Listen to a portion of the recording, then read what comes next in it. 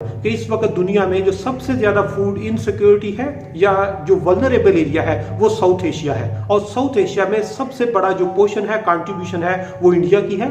इसके बाद पाकिस्तान आता है और बांग्लादेश आता है। और इनमें अगर हम फूड इनसिक्योरिटी देखें तो पाकिस्तान में इस वक्त 47% लोग फूड इनसिक्योर हैं, जिनको डिसेंट फूड भी नहीं मिल रहा, और 47% पाकिस्तान में है, और 43% जो फूड इनसिक्योरिटी है वो इंडिया में है, और बांग्लादेश में सिर्फ 21% लोग फूड इनसिक्योर हैं, जिससे आप अंदाजा लगा सकते हैं कि ये तकरीबन 1 बिलियन के नजदीक जो लोग हैं वो पॉपुलेशन बनती है, जो सिर्फ इन 3 कंट्रीज में है जिनको प्रॉपर फूड भी नहीं मिल रहा। जिस तरह मैंने बताया कि फूड इनसिक्योरिटी की सिचुएशन साउथ एशिया में कोई बहुत अच्छी नहीं है।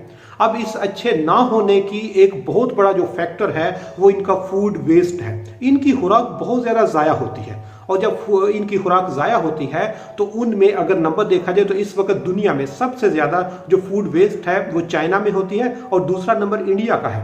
और इंडिया की क्योंकि पॉपुलेशन भी 1 अरब से ज्यादा है तो इसलिए उसका नंबर बढ़ जाता है। लेकिन जब इसको हम पर कैपिटा फूड वेस्ट में आते हैं तो उसमें जो पाकिस्तान की सिचुएशन है वो ज्यादा वल्नरेबल है। पाकिस्तान में सालाना तकरीबन 36 मिलियन टन खुराक जो है वो वेस्ट होती है। अब ये जो 36 मिलियन टन है इसको पर कैपिटा देखा जाए, ये तकरीबन 165 किलोग्राम खुराक पर कैपिटा बनती है। आप और सिंपल इसको आसान अल्फाज में कह सकते हैं कि हर पाकिस्तानी एक हफ्ते में 3 किलो खुराक जो है वो जाया करता है।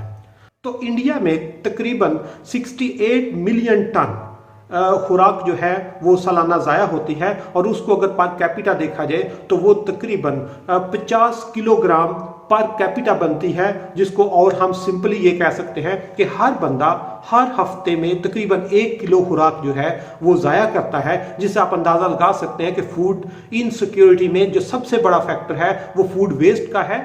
और अगर बांग्लादेश का आप नंबर देखें तो बांग्लादेश में फूड जो वेस्ट है वो पाकिस्तान से बहुत कम है, वो तकरीबन 65 किलोग्राम पर कैपिटा बनती है। मतलब वो इंडिया से थोड़ी सी ज़्यादा है लेकिन पाकिस्तान से बहुत कम है। तो इसमें पाकिस्तान में फूड वेस्ट जो है वो साउथ एशिया में सबसे ज़्यादा है। पाकिस्तान के बाद जो है बांग्लादेश का नंबर आता है, इसके बाद इंडिया का नंबर आता है, और ये जो फूड वेस्ट है ये हमारी फूड इनसिक्योरिटी में एक बहुत बड़ा कंट्रीब्यूटिंग फैक्टर है। और अगर हम सिर्फ और सिर्फ फूड वेस्ट को बचा लें, या ये जो मैंने बताया है कि इतने मिलियन टन जो फूड सालाना हम ज़ाया करते हैं उसको सिर्फ बचा लें, तो हम बहुत हद तक अपनी जो पॉपुलेशन है, हमारे जो बच्चे हैं, हमारे जो नौजवान हैं, इनको फूड इनसिक्योरिटी से तहफ़्फ़ुज़ दे सकते हैं। और इसमें जो फूड की वेस्ट है, वेस्ट इसकी बेसिकली 3 स्टेप्स में होती है। सबसे पहला ये होता है कि फूड प्रोसेसिंग में जब आप गंदम की बात करते हैं या चावल की, तो जब उसको प्रोसेस, उसकी प्रोडक्शन हो रही होती है, वहां पर कुछ अमाउंट उसकी जाया हो जाती है।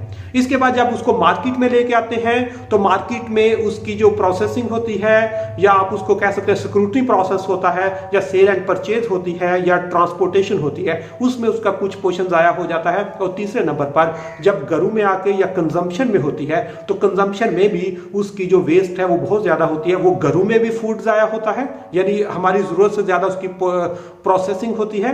होटल्स में आपने देखा होगा बहुत सारा फूड जाया हो रहा होता है, मैरिज हॉल्स में होता है। इस तरह की खुशी और गमी के जो मौके होते हैं वहां पर फूड की वेस्ट जो है वो बहुत ज्यादा होती है। उसको हम अगर बचा लें तो हम काफी हद तक अपनी कौम को, अपनी कम्युनिटी को भूख से बचाकर उनको सर्वाइवल दे सकते हैं, और इसमें स्टेट सबसे अहम रोल प्ले कर सकता है। और आखिर में अगर हम फूड इनसिक्योरिटी को कम करना चाहते हैं, या इंटरनेशनल फूड डे के हवाले से अगर हम बात करें, तो इस पर सबसे पहले हमें एक पब्लिक अवेयरनेस देनी होगी कि किस तरह हर बंदा अपना जो फूड वेस्ट कर रहा है, अपना जो पोर्शन है उसको कम कर सकता है। जिस तरह मैंने बताया इंडिया में एक बंदा एक हफ्ते में 1 किलो फूड जाया कर रहा है, और पाकिस्तान में ये नंबर 3 किलो तक चला जाता है। वो अपने सिर्फ उसको मीडिया के थ्रू, उसको डिफरेंट सेमिनार्स के थ्रू, या फूड की इंपॉर्टेंस के हवाले से अगर बात की जाए तो हम उसको किसी हद तक मिनिमाइज कर सकते हैं। दूसरे नंबर पर स्टेट को इसमें एक्टिव होना होगा। State is basically provider of basic needs.